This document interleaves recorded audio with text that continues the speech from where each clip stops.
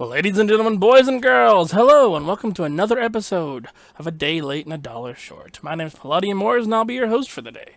Quick and the dirty, this is Final Fantasy X, 9.5 out of 10. This game has an amazing storyline, amazing characters, fantastic music, great combat, but is unfortunately hampered by what I've harped on before, and that's a bit of linearity.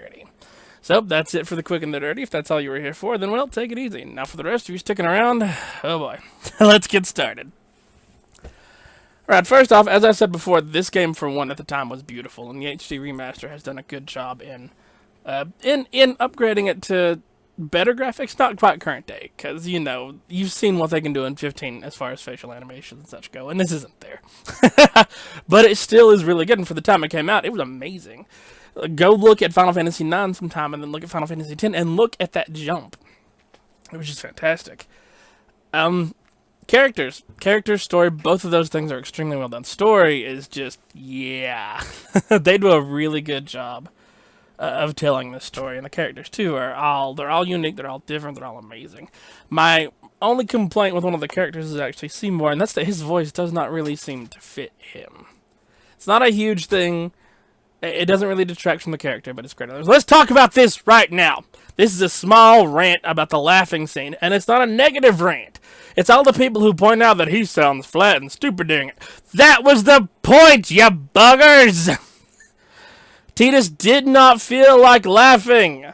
Yuna told him to laugh, so he forced a laugh. It is an extremely good scene. It's extremely well done. At this point, I feel like it's just a meme to be like, oh, that's terrible. No, it isn't. Without context, yeah, no. Without context, him sitting there laughing, that would be terrible. It's like, why is he doing this? Why is this a thing?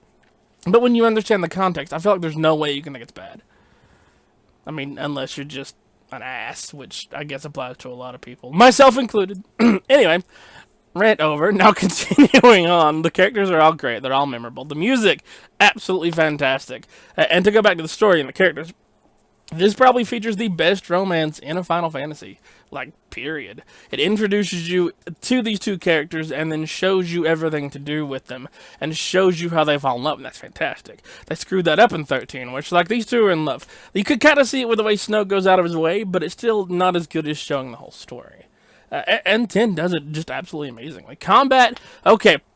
Brief history for anyone who doesn't know about Final Fantasy Combat, and that's that Final Fantasy Combat has been ATB since Final Fantasy 1.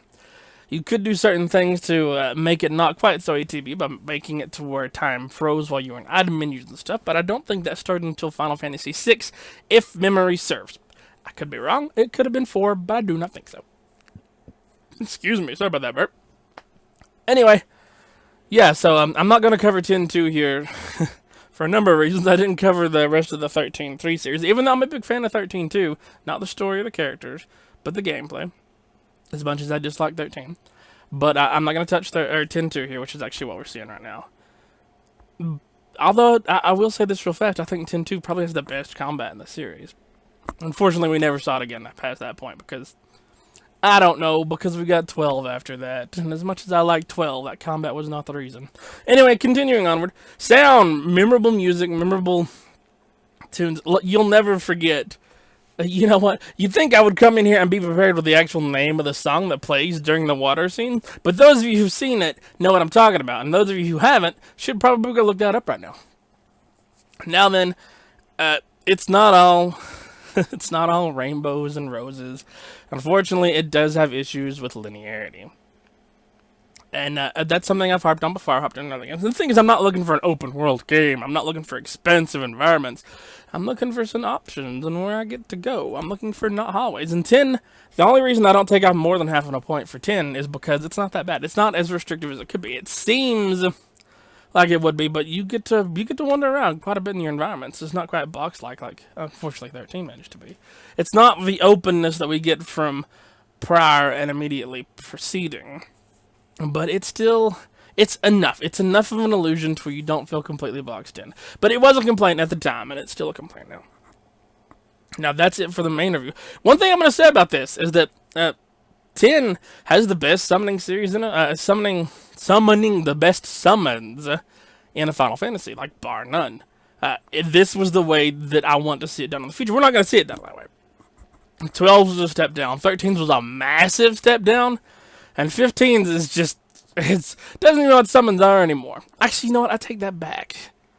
That's closer to like the way it was originally, but with no control. But I would like to see this system come back sometime in the future. That may also be because I'm playing Final Fantasy XI right now, and I really enjoy the Summoner. So maybe I am biased. Alright guys, thank you very much for joining me. If you enjoyed this, then please don't be afraid to hit that like button. I would greatly appreciate it. And if you'd like to see more, well, that's what the sub button's for. And with that, I will be seeing you.